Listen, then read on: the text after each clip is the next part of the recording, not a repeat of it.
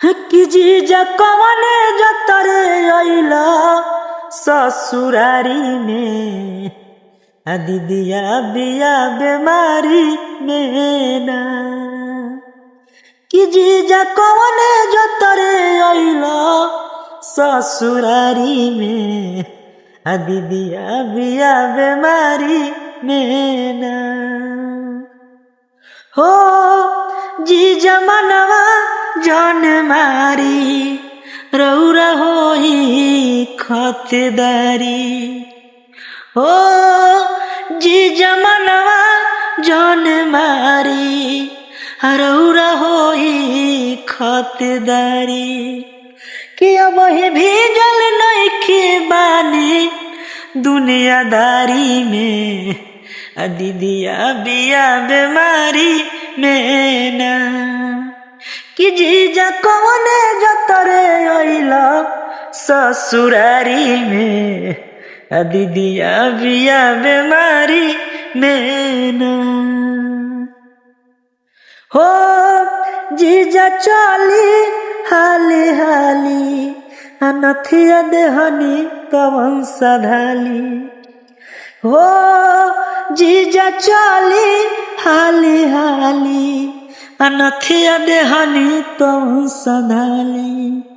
कि गलती के करा से ना होला काज कुंवारी में दीदिया बिया बेमारी में ना।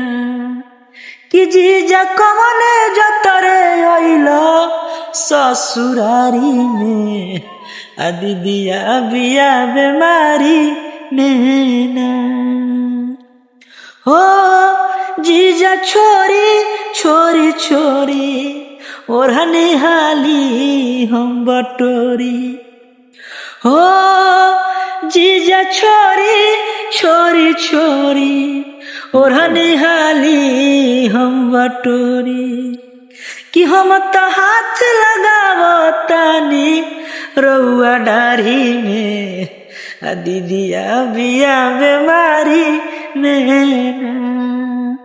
कि जीजा कवने जतरे अइला ससुरारी में दीदिया बिया बेमारी में ना। हो दीदी भला ही गरियाई बिन जवन होई परियाई। हो कि दीदी भला ही गरियाई बिन जवन होई परियाई।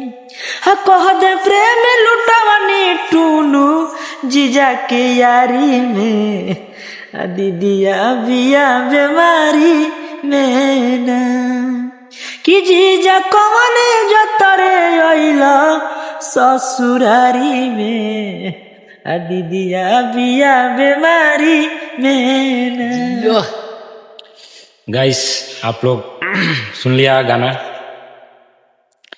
अगर फेसबुक पर देख रहे हो तो फॉलो कर दीजिएगा और यूट्यूब पर देख रहे हैं तो सब्सक्राइब कर दीजिएगा। बहुत ही मेहनत करते हैं हम लोग भाई लोग। चलिए फिर अगले वीडियो में आप लोग पास मिलता हूँ। तब तक के लिए बाय बाय।